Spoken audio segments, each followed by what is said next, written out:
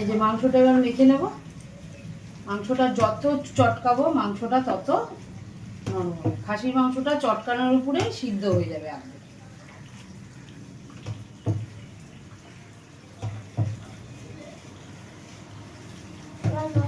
হয়ে গেছে।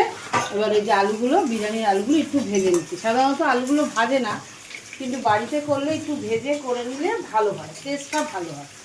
হালকা ভেজে নিতে হবে।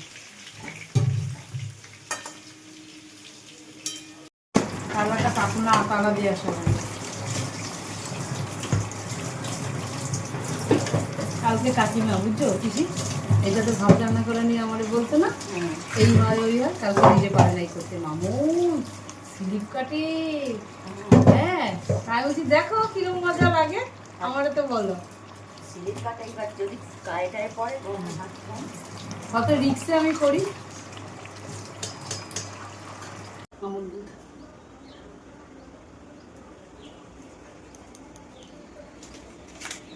তারপর এখানে দিয়ে রেখেছি কেশর, আর দুধের মধ্যে মিশে দিয়ে রেখেছি।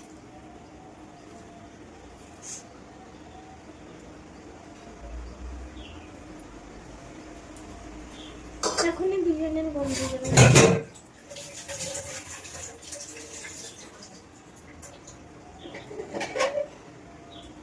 মাংস আর ডিম। এবার আমি দিয়ে দেবো মাংস আর আলু।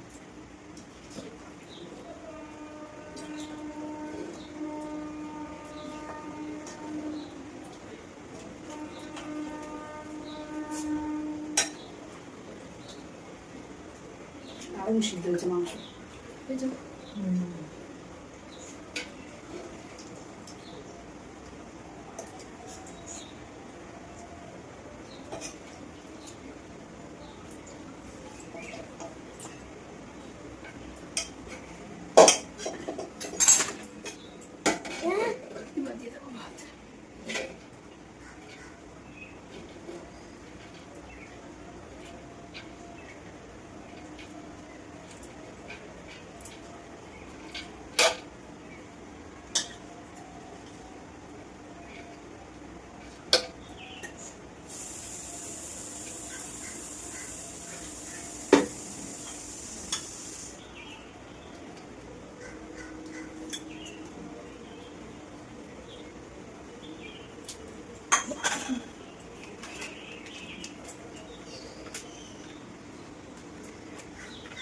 একটু দই দিস না? দই দিতে মাংসটা পুরো করেছি রে। মাংস থেকে তো কোনো টমেটো ফমেটো কিছু দিইনি, শুধু দই দিই আমার। সব দই না?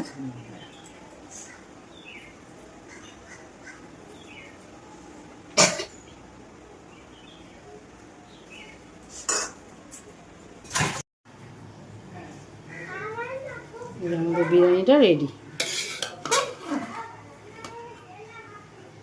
কেমন হয়েছে দেখতে?